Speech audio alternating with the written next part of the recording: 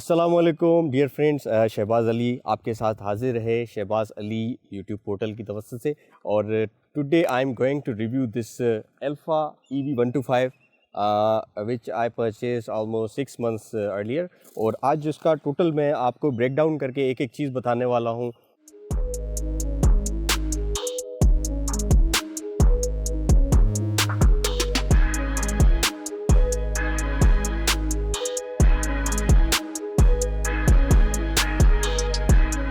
अच्छा दोस्तों, इसका जो है सबसे पहले मैं आपको इंट्रोडक्शन दे दूं। It's a 2000 watt motor with 32 and 72 watt battery pack और लिथियम आयरन फॉस्फेट की इसमें बैटरी आती है, विच इज़ क्वाइट गुड, क्योंकि आजकल जो बैटरीज़ हैं ज़्यादातर जो ग्राफीन की बैटरी चिपकाई जाती हैं वो जो है कि आपकी लाइफ काफ़ी मुतासर होती है इसकी। और उसके अलावा जो है आपको जो जैसी इसकी बैटरी परसेंटेज डाउन होती है तो आपको जो उसकी परफॉर्मेंस है उसमें डिग्रेडेशन मिलने लगती है। तो this is one of the good kind of battery for electric motor bikes. And इसके अलावा जो इसमें चीज़ है मोटर के अलावा और बैटरी के अलावा, वो इसमें आपको रिवर्स गियर मिलता है। और रिवर्स गियर के साथ साथ इसमें आपको डिजिटल मीटर मिल जाता है, जो कि आपको क्लोज़अप में नज़र आ रहा होगा। और डिजिटल मीटर में एक चीज़ मैं आपको बता दूं, रियल लाइफ टेस्ट अभी करेंगे इसको हम, तो उसमें आप देख भी लेंगे। इसकी जो लाइट है वो काफ़ी जो है ना वो इस तरह की है कि जब आप धूप में इसको चलाते हैं तो वो आपको उस तरह से विजिबिलिटी नहीं शो करती। तो लेट्स सी, एक इसका हम जो है ना टेस्ट ड्राइव लेंगे, अभी चलेंगे टेस्ट ड्राइव पे, तो उसमें आपको इसका मज़ीद जो है ना एक क्लियर होगा कि इसमें क्या प्रोज हैं क्या कॉन्स हैं। और डिटेल्ड इसका रिव्यू भी मैं आपको दूंगा at the end of this video. अच्छा, सबसे पहले जब हम फ्रंट पे इसके आते हैं तो आप इसका लुक देख सकते हैं। इट्स ओल्ड क्लासिक 125 सीसी जो हमारे पास गैसोलिन बाइक्स आते हैं उसी की तरह की इसकी लुक्स हैं।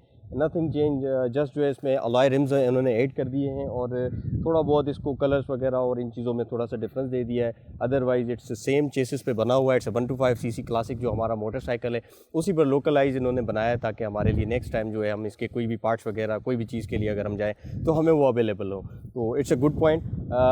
लेट्स सी, उसके अलावा मैं आपको दूसरी चीज़ें बताता चलूँ। इसका जो हेडलाइट है ये LED लाइट है और काफ़ी पावरफुल लाइट है। इसका मैं थ्रो भी आपको एक शॉर्ट वीडियो रख के इसमें बीच में आपको ऐड कर दूंगा, आप देख सकते हैं। इसका थ्रो काफ़ी अच्छा थ्रो है इसका लाइट का। I am quite satisfied with the performance of this light. और उसके अलावा इसके व्हील्स की एक और चीज़ आपको बताता चलूँ। दोनों व्हील्स जो इसमें यूज़ किए गए हैं वो स्टैंडर्ड साइज़ सेम जो 125 गैसोलिन बाइक में आता है वही है, लेकिन एडिशनल चीज़ ये कि इसके दोनों जो व्हील्स हैं वो ट्यूबलेस हैं। इट्स अ प्लस पॉइंट और बहुत ही जो है परफॉर्मेंस को ये एड ऑन करते हैं, ठीक है।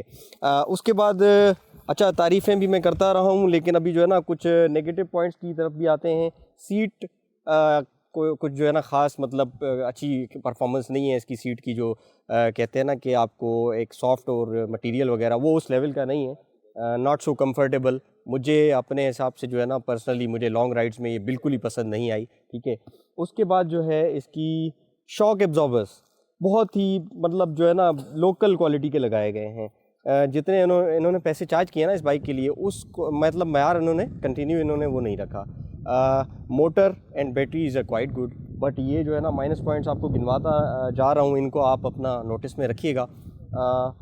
इसका जो शॉक एब्जॉर्बर्स दोनों फ्रंट एंड बैक दोनों ही जो है इसके वो कोई ख़ास मतलब मुतासिर करने वाली इतनी कोई ख़ास अच्छी चीज़ नहीं है, इतनी क्वालिटी अच्छी नहीं है। और उसके अलावा इसकी जो मेटल की क्वालिटी है इसकी भी कोई ख़ास फिनिशिंग इतनी ख़ास नहीं है। यहाँ से इन्होंने जो है टैंक को यहाँ से काटा हुआ है, अंदर कुछ इन्होंने शायद फिट किया हुआ है जो कि मेरे ख्याल से कोई कंट्रोलर या ऐसी कोई चीज़ है। अच्छा, इसको जो है ना वो रीअरेंज करके दूसरी जगह पे रख सकते थे, किसी और जगह पे इसको अलाइन कर सकते थे और इसको स्टोरेज कंपार्टमेंट की एक तौर पे यूज़ कर सकते थे, which is quite necessary for every rider. क्योंकि हमारे पास देखें इसमें चार्जर या दूसरी चीज़ें रखनी होती हैं। इलेक्ट्रिक बाइक है, जाहिर सी बात है हमारे पास जो है चार्जर वगैरह होना चाहिए अगर हम कहीं निकल रहे हैं और हमें अगर बैटरी वगैरह इसकी ड्रेनेज हो गई, हमें ज़रूरत पड़ गई तो हमारे पास चार्जर होना चाहिए। तो इसमें कोई स्टोरेज नहीं है, ठीक है। तो ये एक नेगेटिव पॉइंट है। उसके अलावा इसकी ये लिड, चार्जिंग पॉइंट पे जो लिड है ये जो है मैग्नेट वगैरह कुछ भी नहीं है इसमें। ये जो है ना आप अगर वॉश कर रहे हैं या कुछ भी इसको कर रहे हैं, इसमें डस्ट भी जाएगा, इसमें पानी भी जाएगा। ये भी इंतहाई जो है ना एक यूँ समझें कि पेचीदगी देखा जाए तो उन्होंने नहीं सोचा कि ये चीज़ कितनी मीनिंगफुल है। तो इस चीज़ पे थोड़ा सा नज़र उन्होंने रखनी चाहिए थी कंपनी को।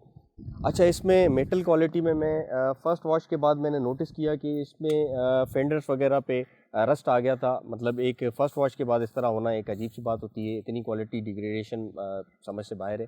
तो इस चीज़ पे अगर वो कंट्रोल नहीं कर सकते थे मेटल क्वालिटी पे, तो इससे बेहतर था ABS प्लास्टिक वगैरह यूज़ कर दिया जाए, क्योंकि कराची में जैसे मतलब यहाँ पे ये जंग के बहुत ज़्यादा इश्यूज़ होते हैं यहाँ पे। तो इस चीज़ में ये है कि प्लास्टिक फेंडर्स जो है इनकी लाइफ बहुत बेहतर होती है और वॉश वगैरह करने में हमें ज़्यादा इतना परेशानी नहीं रहती और ये काफ़ी जो है रिलायबल होता है।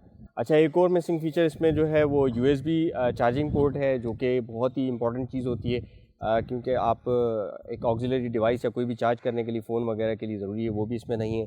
और साइड स्टैंड का जो सेंसर है वो भी इसमें मिसिंग है।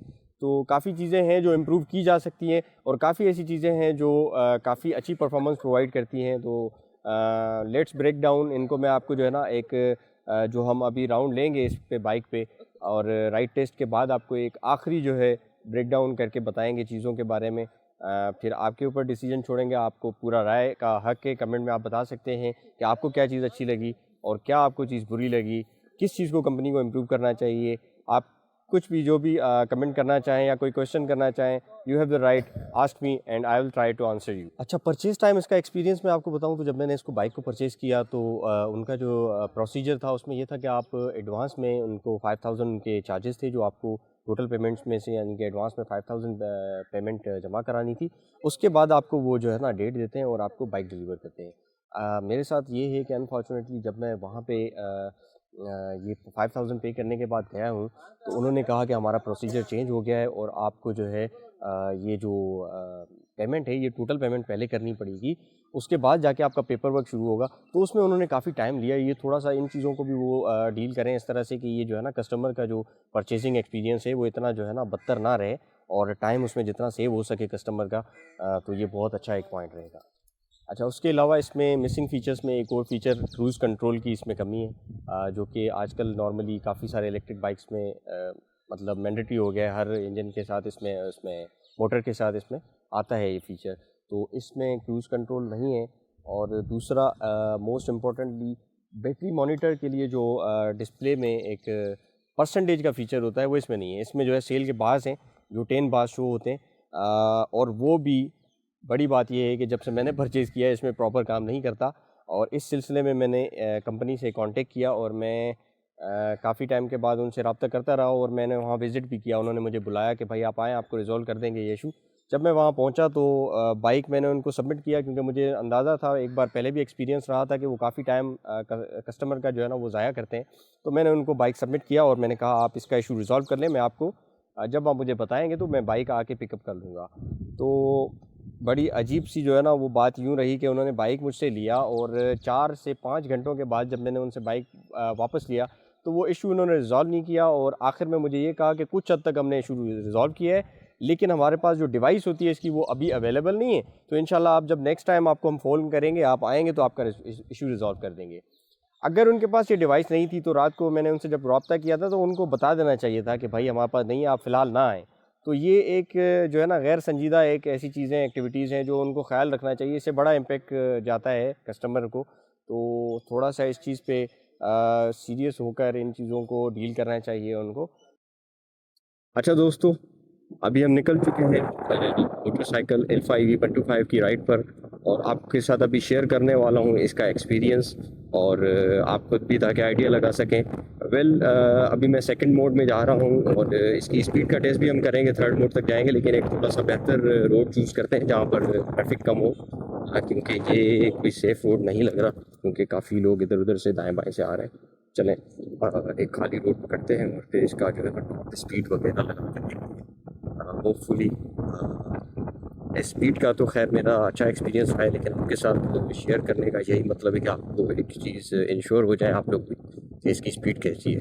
तो यहाँ पे मैं स्टॉप करूँगा बिल्कुल ही बाइक को, और इसके मोड 1 से मोड 3 तक जाएंगे और टॉप स्पीड देखेंगे क्या आ रही है।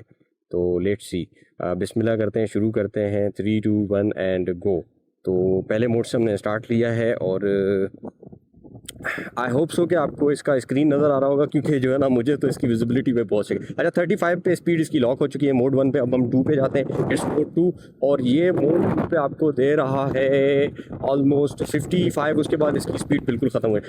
थर्ड मोड पे आ चुके हैं और third mode is quite powerful, और ये हम 60 समथिंग पे हैं, और यहाँ पर मोड है जिसकी वजह से हमें रुकना पड़ेगा अनफॉर्चुनेटली, लेकिन कोई इशू नहीं। हम इसको यहाँ से लीन से गुजर के सीधे रोड पे जैसे ही आएंगे तो फिर एक टॉप स्पीड पकड़ते हैं और आपको बताता हूँ कि स्पीड इसकी कैसी है। As far as my opinion is concern, speed is too good. अभी आपको टॉप स्पीड में दिखाने वाला हूँ,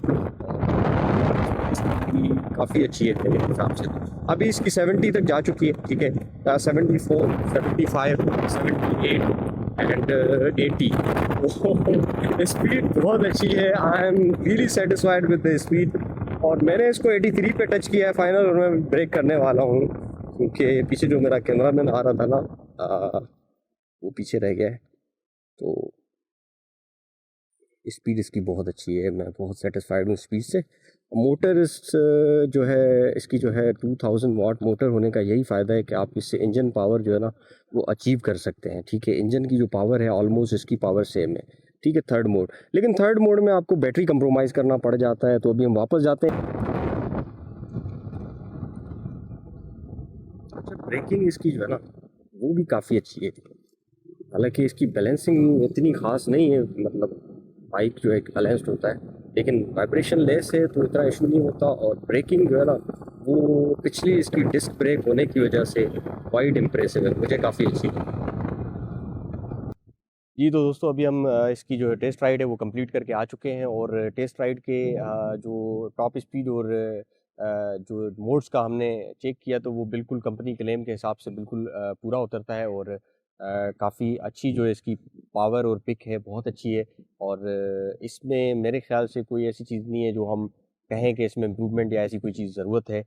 मोटर इज़ क्वाइट पावरफुल, और बैटरी को इम्प्रूव अभी भी किया जा सकता है।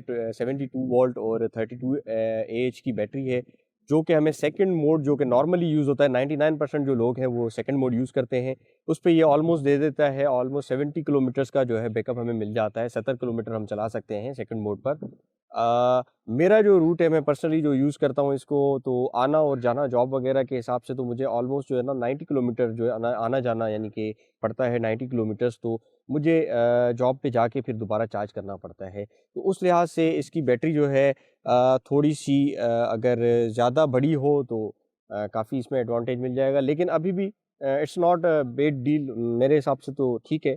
अच्छा, इसके साथ 10 एम्पेयर का चार्जर आता है, जो कि कंपनी क्लेम करती है 2 to 3 आवर्स, लेकिन मैंने इसको 0 to 100 जब इसको चार्ज किया है तो it takes almost 3.5 hours to complete the charge, और 3.5 घंटों में फुल चार्ज होता है, जिसके बाद आपको 70 किलोमीटर्स का बैकअप मिलता है।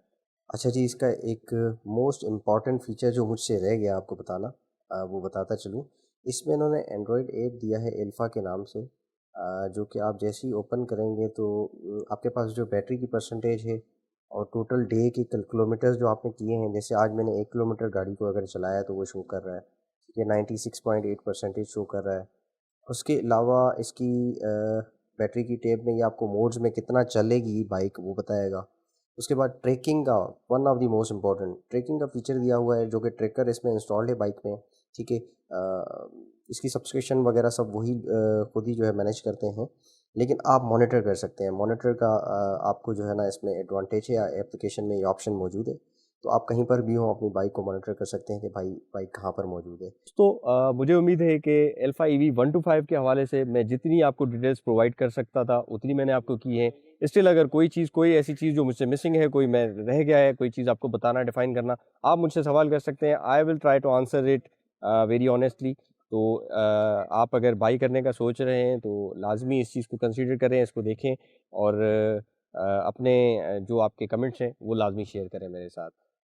तो इंशाल्लाह नेक्स्ट वीडियो में आपके साथ मिलूँगा किसी नई प्रोडक्ट के साथ, या फिर कहीं और किसी नए सफ़र पर।